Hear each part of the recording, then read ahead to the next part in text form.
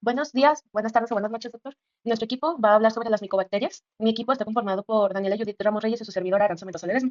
Bueno, las micobacterias es un grupo muy amplio de bacterias, vaya la redundancia, y aquí abajo están enlistados de los que vamos a hablar. Pero primero, antes de llegar a lo específico, hay que hablar en lo general. Las micobacterias son un género de bacterias gram positivas caracterizadas por ser ácido resistentes durante su tinción. Esa es una de sus características más principales. Son anaerobios obligados sin motilidad. Su pared celular contiene peptidoglucanos, al que se adhieren muchos polisacáridos de cadenas ramificadas, proteínas y lípidos. A lo largo de toda su pared celular se encuentran porinas y otras proteínas. Tiene presencia de ácidos grasos de cadena larga, llamados ácidos micólicos y lipoarabinomanos. De hecho, los ácidos micólicos son los que le dan su nombre de micobacterias. Y estos son un complejo de lípido-polisacáridos que se extienden durante toda su membrana plasmática hacia la superficie. Este es un análogo estructura y función al lipopolisacárido de las bacterias gram negativas. El 60% de su pared son lípidos, por lo que es como un recubrimiento como si fuera cera. Y esto los hace invulnerables, impenetrables e hidrófobos. Entonces, por ello, son más difíciles de atacar y de erradicar. Pero esto hace que tengan una desventaja. Se desarrolla lentitud en su patogenicidad. Pero estas bacterias, al ser lentas, siguen un curso muy crónico y producen una respuesta granulomatosa. Entonces, su infectividad es elevada, pero la virulencia es baja. Entonces, pues esto, sabemos, la virulencia es como el contagio es bajo, pero la infectividad que tanto infecta al hospedero es muy elevada. No producen exotoxinas o endotoxinas clásicas. Se cree que la patología es resultado de dos respuestas relacionadas al hospedero. La primera es la de TH o reacción de hipersensibilidad de tiempo retardado. Las proteínas micobacterianas provocan destrucción de los macrófagos no activados, que contienen organismos en estado de multiplicación. Se le detecta mediante inyecciones intradérmicas de proteínas purificadas de las mismas micobacterias al hospedero. Y la segunda es la IMC, que ya hemos hablado de ella, que es la inmunidad mediada por células. Perdón. Activa los macrófagos, permitiendo que destruyan a las micobacterias contenidas dentro de su citoplasma. Bueno, aquí podemos ver una tabla con las micobacterias más principales y con mayor importancia clínica. Como podemos ver, la primera que está en la lista es la Mycobacterium tuberculosis. A nosotros no nos toca hablar sobre esa, ese es un tema aparte. Pero otra que también es muy conocida es la Mycobacterium leprae, que es la que causa la enfermedad de la lepra. Y es con la que vamos a empezar esta exposición. Bueno, aquí está la Mycobacterium leprae. Voy a hacer un zoom a la imagen. Aquí podemos ver todos estos bacilos rojos, es esta bacteria. Bueno, su morfología, como todos, son bacilos acidoresistentes que no se ha cultivado en un medio artificial. Eso es un punto muy importante a tocar, ya que pues, no hay estudios de laboratorio todavía. Crece con una lentitud y su duplicación se da en un rango a los 14 días o 2 semanas. Y su estructura y componentes parecen ser similares a las de otros micobacterias. Hay un micócido, que es el glucolípido fenólico 1 o PGL1, que se sintetiza en grandes cantidades solo por esta bacteria. Eso también es importante en su morfología. Hablando de la epidemiología, su transmisión es por generación de pequeñas gotas provenientes de secreciones nasales en casos de lepra lepromatosa. Ahorita vamos a tocar que hay dos tipos de lepra, pero bueno, ahorita también voy a hablar de eso.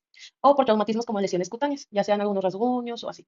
Su periodo de incubación es de 2 a 7 años o hasta 40 años o 4 décadas. Entonces, como lo estaba mencionando, es una bacteria y son grupos de bacterias que se llegan a alojar muchísimos años y hasta después de muchos años causan una infección notoria en el huésped. Luego, su inmunidad. Esta está mediada por los linfocitos T. Y aquí podemos ver los dos tipos de Mycobacterium leprae. No es como tal que haya dos tipos de bacilos, sino hay como dos tipos de reacciones. La primera es la tuberculoides. Y esta enfermedad es mínima y evidencia las respuestas inmunitarias TH1, incluyendo producción de citotocinas típicas IL2 y IFNY. Y la lepromatosas, que es una enfermedad progresiva y carecen de mediadores de TH1. Su patogénesis. Es un parásito intracelular obligado que debe multiplicarse en las células del hospedero, que sus preferidas son los macrófagos y células de Schwann. La PGL1 y la LAM, que ya habíamos mencionado atrás que era, tienen función en la capacidad para sobrevivir y multiplicarse. Entonces, pues son factores muy importantes para esta bacteria. La enfermedad ocurre en dos formas principales, como lo había mencionado, que es la tuberculoide y la lepromatosa. La tuberculoide son pocos Mycobacterium leprae en las lesiones, son granulomatosas con extensas células epiteloides, células gigantes e infiltración de linfocitos. Y luego está la lepromatosa. Es una respuesta celular mínima, crecimiento de microorganismos, ocurre en forma libre de obstáculos. Histológicamente hablando, las lesiones muestran densa infiltración con bacilos de la lepra y los organismos pueden alcanzar el torrente sanguíneo. ¿Cuáles son las manifestaciones de cada uno? En la tuberculoide hay desarrollo de máculas formadas por placas grandes y aplanadas en el rostro, tórax y extremidades. Entonces, para poder detectar qué tipo es, vamos a ver que se generan en lugares diferentes y se ven de formas diferentes. Con bordes elevados, eritematosos y centros secos, pálidos y sin vello. Cuando la bacteria ha invadido nervios periféricos, las lesiones son anestésicas. Entonces ya no se sienten las lesiones cuando ya llega al sistema nervioso. La leptomatosa son lesiones cutáneas infiltrativas, extensas, simétricas y difusas, sobre rostro, engrosamiento de la piel, suelta de labios, frente y orejas.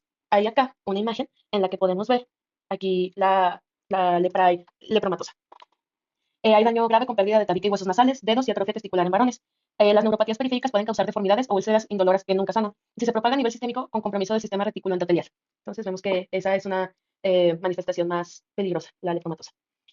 Para su diagnóstico se confirma por demostración de AFB en tinción de raspado tomado por tejido infectado, mucosa nasal o de los lóbulos de la oreja.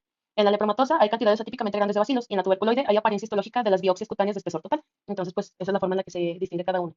Y como ya había mencionado, acá abajo se ven las imágenes. Y su tratamiento y prevención. El medicamento más usado son las sulfonas, como la dapsona. Estos bloquean el metabolismo del ácido paraminobenzoico en esta bacteria. En combinación con la rifampicina, la dapsona por lo general controla o cura la lepra. En la tuberculosis, esto se administra durante 6 meses, pero en la lepromatosa se tiene que añadir un tercer medicamento. Este se llama clofazimina y este sirve para prevenir la selección de mutaciones resistentes y este tratamiento tiene que durar mínimo durante 2 años. Seguimos con la siguiente bacteria. Esta es la Mycobacterium kansai. Aquí podemos ver unas imágenes de los vasitos. Esta es una bacteria fotocromógena que suele formar colonias pigmentadas de amarillo cerca de 2 semanas de incubación en presencia de luz. No puedo encontrar una imagen como tal que se viera las colonias amarillas, pero pues aquí está una imagen de las colonias. Se asemeja a la tuberculosis, progresa con lentitud cuando no se administra con tratamiento. Aquí podemos ver también a la derecha una imagen de un paciente infectado y podemos ver las infecciones en pulmones. La enfermedad pulmonar cavitaria, linfadenitis cervical y las infecciones cutáneas son como las reacciones más comunes que causa esta bacteria. Los resultados positivos en la prueba PPD pueden ser resultado de infección clínica o subclínica por esta bacteria. En su tratamiento es un combinado de isoniazida, rifampicina y etambutol durante un tiempo prolongado y pues suele ser lo más efectivo. La siguiente bacteria es la Mycobacterium avium intracellular. Aquí podemos ver una imagen de un tejido infectado. Esta es una de las que crecen con una tasa más rápida y, por ejemplo, que la tuberculosis, que siempre es de este grupo, es como el parámetro a seguir, ya que es la más con mayor importancia clínica. Pueden dividirse en varios serotipos. Los microorganismos que causan tuberculosis en aves y cerdos, pero rara vez se conduce la enfermedad en humanos. Enfermedades en mamíferos, incluyendo seres humanos, pero que no están en las aves. La infección más común en humanos es la enfermedad pulmonar cavitaria. Se superpone con la bronquitis crónica y el enfisema pulmonar. También se presentan linfadenitis cervical, osteomielitis crónica e infecciones renales y cutáneas.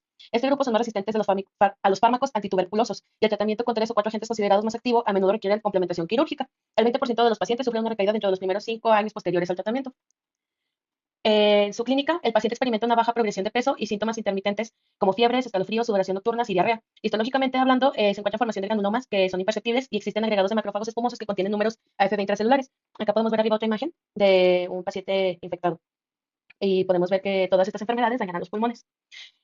Su diagnóstico es por cultivo sanguíneo utilizando una variedad de técnicas especializadas de este cultivo. La respuesta a los medicamentos quimioterapéuticos es marginal y el pronóstico suele ser muy grave. La siguiente es el Mycobacterium scofulaceum. Este es un organismo escotocromógeno, ácido resistente, como todos los demás. Vive en ambientes de condiciones húmedas. Forma colonias amarillas en oscuridad o luz en el curso de 2 semanas y comparte características con el MAC, que es otra bacteria que mencionamos atrás. Es la causa más común de la linfadenitis granulomatosa cervical en niños pequeños. Aquí podemos ver una imagen de un paciente que tiene aquí linfadenitis. Se manifiesta como una inflamación lenta de uno o más ganglios linfáticos con poco o ningún dolor o signos constitucionales. Pueden ulcerarse, como podemos ver ahí en la imagen, o formar una cavidad de drenaje hacia la superficie. Su tratamiento solamente es con extirpación quirúrgica. Y sigue mi compañera. Yo voy a exponer el Mycobacterium fortuitum complex. Es un bacilo gram positivo ácido alcohol resistente. Es aeróbico estricto, de crecimiento rápido, que forma colonias visibles en medios sólidos de 3 a 5 días. No forma esporas ni cápsulas, posee una pared celular rica en lípidos, lo que le confiere resistencia a desinfectantes y antibióticos. La epidemiología se encuentra ampliamente distribuido en el medio ambiente, en agua, suelo y polvo. Puede colonizar sistemas de agua y dispositivos médicos. Se asocia a infecciones nosocomiales y en pacientes inmunocomprometidos. En la patogénesis, pues causa infecciones oportunistas a través de heridas, cirugías o dispositivos médicos contaminados. Produce enzimas como lipasas y esterasa que contribuyen a la destrucción tisular. En la inmunidad, pues la respuesta inmunitaria es medida por células T y macrófagos. En pacientes inmunocomprometidos, la respuesta puede ser insuficiente para controlar la infección. Las manifestaciones clínicas pues son infecciones cutáneas y de tejido blando, como abscesos, úlceras o fístulas. Infecciones pulmonares en pacientes con enfermedades pulmonares previas, infecciones relacionadas con dispositivos médicos como prótesis o catéteres. En el diagnóstico, pues se diagnostica por medio de cultivo en medios como Lowenstein-Janssen o medios líquidos. Crecimiento rápido facilita su identificación. En la identificación mediante pruebas moleculares también se puede diagnosticar y con pruebas de sensibilidad para guiar el tratamiento antibiótico. El tratamiento pues es con antibióticos como amikacina, ciprofloxacino y doxiciclina. También con terapias combinadas dependiendo de la susceptibilidad del aislado, retiro de dispositivos médicos infectados cuando sea necesario. La Mycobacterium marinum es un bacilo ácido alcohol resistente y aeróbico de crecimiento lento. Se forman colonias visibles en 2 semanas. Fotocromógeno, esto quiere decir que produce pigmentos amarillentos en presencia de luz. Y crecimiento óptimo a temperaturas bajas de 23 a 30 grados centígrados. La epidemiología se encuentra en ambientes acuáticos como agua dulce y salada, infección relacionada con lesiones en la piel tras contacto con agua contaminada o peces, más común en regiones cálidas y en personas que manipulan acuarios o piscinas. La patogénesis penetra la piel a través de heridas y proliferan en tejidos subcutáneos. Forman granulomas, característica típica de infecciones micobacterianas. Y en la inmunidad, es respuesta celular medida por macrófagos y linfocitos T, formación de granulomas para limitar la diseminación bacteriana. Las manifestaciones clínicas, es que se forma granuloma de los acuarios, que son lesiones nodulares en extremidades que principalmente se forman en las manos y puede evolucionar hacia lesiones ulcerativas o formación de abscesos. En el diagnóstico, mediante historia clínica con excepción a agua contaminada, biopsia de la lesión con tinción de Barr y cultivo a temperaturas más bajas de 23 a 30 grados centígrados. En el tratamiento, con antibióticos como la claritromicina, rifampicina y etambutol. También con terapia prolongada de 4 a 6 meses, ya que es de crecimiento lento y debridamiento quirúrgico en casos graves. La Mycobacterium ulcerans es un bacilo ácido alcohol resistente de crecimiento lento. Produce micolactona, una toxina lipídica que causa necrosis tisular, y crecimiento óptimo a temperaturas bajas de 30 a 33 grados centígrados.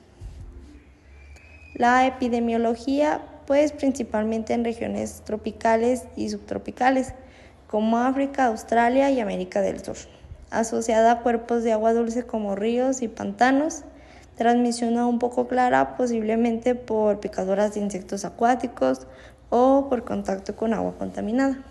La patogénesis, la micolactona inhibe la respuesta inflamatoria inicial y puede causar un daño tisular masivo. Progresión lenta de lesiones cutáneas indoloras a úlceras extensas. En la inmunidad, es igual, respuesta medida por células T y macrófagos, formación de granulomas en etapas avanzadas. En las manifestaciones clínicas, es inicialmente una lesión indolora que es en el nódulo, placa o edema. Evoluciona hacia úlceras de bordes o socavados y puede causar desfiguración y discapacidad en casos avanzados.